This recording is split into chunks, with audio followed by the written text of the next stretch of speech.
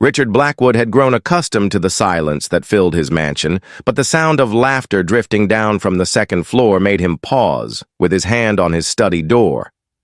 At 43, Richard commanded a shipping empire that spanned 3 continents, but the grand estate that showcased his success felt more like a museum than a home. Since the accident 18 months ago that had changed everything, laughter had become a foreign sound in these halls, especially his 4-year-old daughter Isabella's laughter. The doctors had said Isabella might never walk again. The spinal injury from the car crash that had claimed his wife Elena's life had left their daughter with limited mobility in her legs.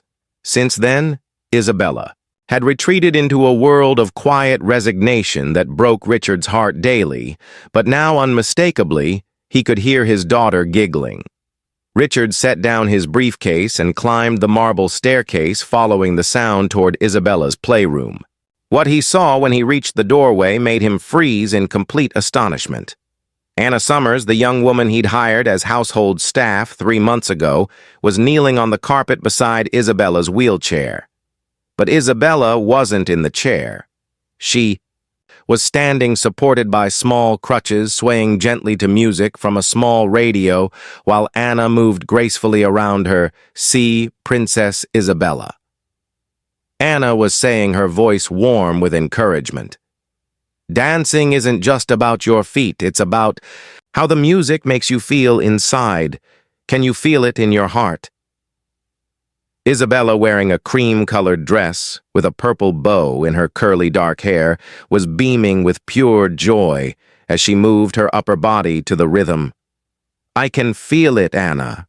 I can feel the dancing in my heart." Anna, perhaps 25, with blonde hair pulled back in a practical ponytail, wore her simple blue uniform with an elegance that spoke of someone comfortable in her own skin as she demonstrated gentle movements that Isabella could safely attempt.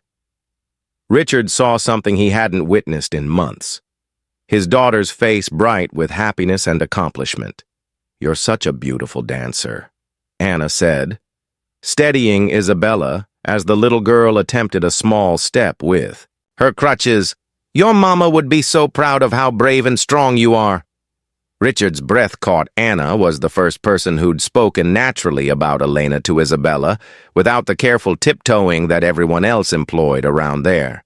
"Grief, do you think Mama can see me dancing?" Isabella asked, her 4-year-old voice serious despite her smile. "I think your mama sees everything you do," Anna replied gently. "And I think when she sees you dancing, her heart dances too." Richard felt tears gathering in his eyes. The first tears that weren't born of grief that he'd shed in over a year. Here was his daughter who'd barely spoken above a whisper since the accident, laughing and moving and believing in herself again. As the song ended, Anna helped Isabella back into her wheelchair with practiced care. "You did so beautifully, Princess. Tomorrow we can try the twirling song if you'd like." "Yes." Isabella clapped her hands together. "Can we dance every day, Anna, please?" "Every single day," Anna promised, adjusting Isabella's blanket with tender attention. Richard cleared his throat softly, not wanting to startle them. Both Anna and Isabella looked up, and he saw a flash of concern cross Anna's face. "Papa," Isabella called out, her excitement undimmed. "Anna taught me to dance. I can dance even with my wheels. Come see." Richard entered the room, his heart full of emotions. He'd forgotten he could feel. "I heard music," he said simply, "and laughter." Anna stood quickly smoothing her uniform with nervous hands. "Mr. Blackwood, I hope it was all right." Isabella asked about the music, and I thought it might help with her physical therapy if we made it more fun. "More than all right," Richard said, his voice thick with gratitude. "Anna, could I speak with you privately for a moment?" As Anna followed him into the hallway, Richard struggled to find words for what he'd witnessed. Finally, he said, "How long have you been doing this with Isabella?" "About 2 weeks," Anna admitted. She mentioned that she used to love dancing with her mother and she seemed so sad about not being able to anymore. I have some background in physical therapy. I was studying to be a physical therapist before. She paused, then continued. Before, I had to leave school. I thought gentle movement might help her strength and mood. Richard studied Anna's face, seeing something he'd missed in his grief-focused tunnel vision. Why didn't you tell me about your background when I hired you, Anna's cheeks flushed? Because you needed household help, not a therapist.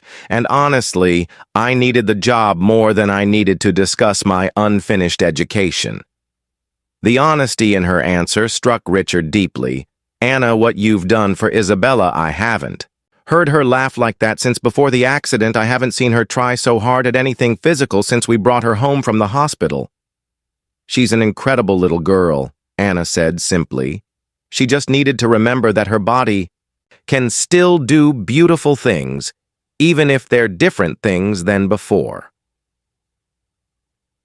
Over the following weeks, Richard found himself making excuses to be home during Anna's dance sessions with Isabella. He watched his daughter's confidence grow daily, saw her attempting small physical challenges she'd given up on months ago, witnessed the return of the spirited little girl who'd once filled their home with energy. More than that, he began to see Anna herself, not just as an employee, but as the remarkable young woman who'd brought light back into his daughter's world and quietly into his own. Tell me about your physical therapy studies. Richard said one evening after Isabella had gone to bed.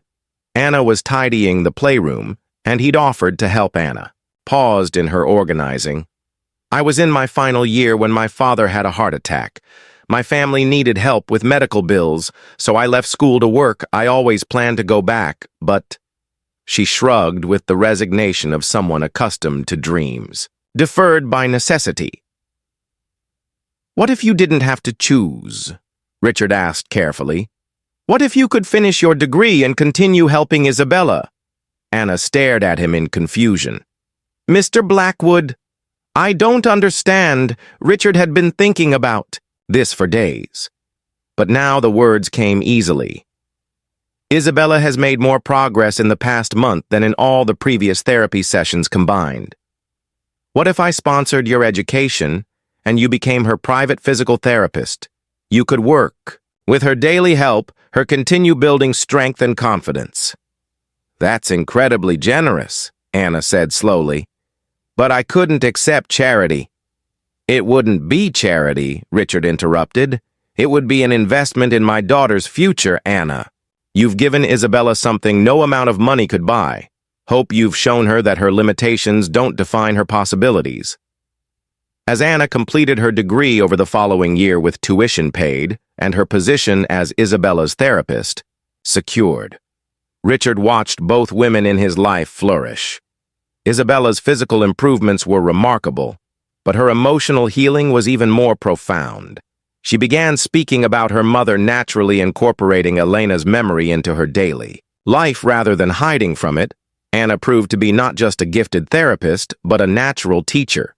She developed innovative techniques that helped Isabella and eventually other children with mobility challenges who came to their home for sessions. The relationship between Richard and Anna evolved, gradually built on shared devotion to Isabella's well-being and mutual respect for each other's character. When Richard finally acknowledged his feelings, it was during one of Isabella's dance recitals. Elaborate performances she'd begun staging in their living room. Anna, Richard said, as they watched Isabella demonstrate a routine she'd choreographed for her stuffed animals. I need to tell you something. Anna looked up from where she was applauding Isabella's performance. When I hired you, I was looking for someone to help manage the household. Richard continued. I never expected to find someone who would help heal my family, who would help heal me. Understanding dawned in Anna's eyes. Richard, I know. It's complicated, he said quickly. I know there are considerations about our professional relationship, about Isabella's needs, but Anna, You've become essential to both of us, not just as a therapist or employee, but as someone we love. The wedding took place in their garden 18 months later with Isabella serving as maid of honor. She walked down the aisle using her crutches, having insisted on practicing for weeks to surprise Anna with her progress. "You know what I love most about today?" Isabella whispered to Anna during the reception as she watched her father dance with his new wife. "What's that, sweetheart?" Anna asked, adjusting Isabella's flower crown. "Now we can all dance together every day," Isabella said with the satisfied wisdom of a 6-year-old who'd seen her greatest wish come true. Richard, holding Anna close as they swayed to their wedding song, looked over at Isabella, who was indeed dancing in her wheelchair, her arms moving gracefully to the music, her face radiant with joy. "Thank you," he whispered to Anna, "for teaching us both to dance again." Anna smiled up at him. "We taught each other, that's what families do." As the music played and laughter filled the air, Richard understood that the greatest treasures in life weren't the ones you could buy, but the ones that found you when you most needed them, bringing healing hope and the sound of joy back to places that had forgotten how to sing. Sometimes the most profound healing happens not through grand gestures, but through the daily choice to help someone remember the joy their heart still holds.